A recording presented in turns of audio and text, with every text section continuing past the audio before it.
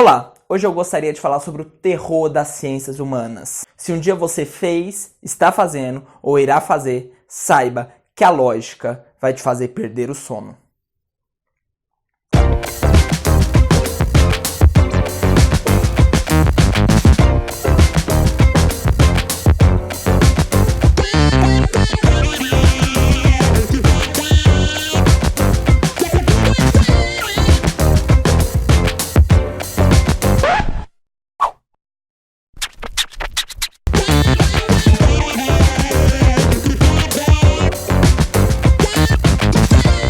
Quero falar especificamente de falácias. É uma coisa muito pouco falado, muito pouco citado, e eu possuo uma leve impressão que nós carregamos seríssimas consequências disso tudo. Isto porque a lógica me estraga do ponto de vista de que qualquer debate político que eu assista, eu percebo uma infinidade de falácias que ali são citadas. Desse ponto de vista, nós podemos perceber que a lógica vai estudar então a estrutura dos argumentos. Quais são usados, por que são usados, quais são válidos, por que são válidos. E quando eu falo da falácia especificamente, eu estou falando de estudar a irrefutabilidade deste argumento. Existem grandes sequências de argumentos que são usados em debates que você pode ter usado na hora de lacrar contra o seu coleguinha e você não sabia que aquilo era completamente contra as regras. As falácias podem ser então divididas em duas categorias, as chamadas falácias formais e as não formais. As formais, elas estão dentro do campo de um silogismo, que é um argumento que vem de duas premissas e uma conclusão a partir dessas duas premissas, que é todo um campo que eu não quero citar aqui, afinal eu tenho que ganhar views nesse vídeo. Já as informais são as mais corriqueiras e é sobre elas que eu quero falar neste vídeo. Primeiro exemplo. Envenenando o poço. Nesta falácia, nós percebemos pessoas que não atacam o argumento que foi citado, mas sim a reputação da pessoa que está falando o argumento. Como, por exemplo, eu jamais levaria em credibilidade o filósofo X porque ele fez isso com a sua esposa e achava tal coisa e um dia escreveu isso. Olha, esse já é um assunto um pouco complexo, porque nós estamos falando de filósofos que são filhos do seu tempo, que são filhos da sua era. Se você não estudar um filósofo por causa da sua reputação ou por causa de algumas falas que podem ter sido preconceituosas, misóginas, obviamente que você não vai estudar nenhum filósofo na história.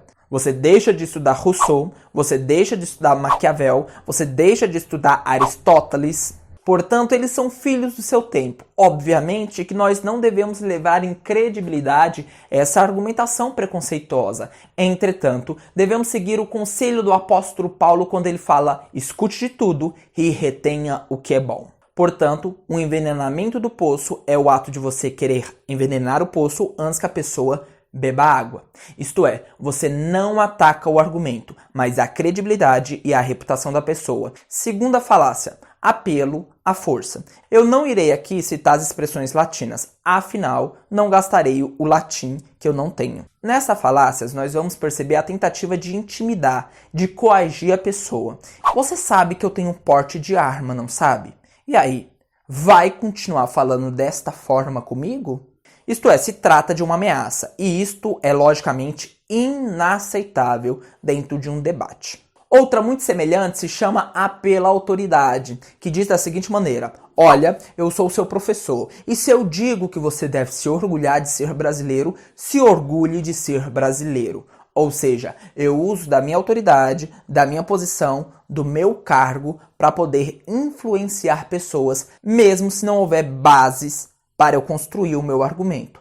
Não há aí solidez, somente, mais uma vez, intimidação. Outra também muito parecida é apelo ao povo, isto é, a que diz que a voz do povo é a voz de Deus. Não necessariamente. Nós temos crises absurdas em votos democráticos. Falta aí ao povo um saber técnico que ele não tem. Apelo à piedade também é rigorosamente usada dentro do cenário político. Isto é, eu tento usar de misericórdia para o meu público.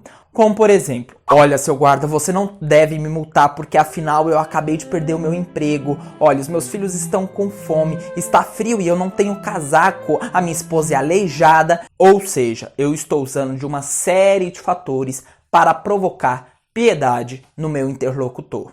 Uma outra também muito conhecida, chamada apelo à ignorância, que diz: ninguém nunca provou que Deus existe. Logo, Deus não existe. O seu oposto também entra nesta categoria.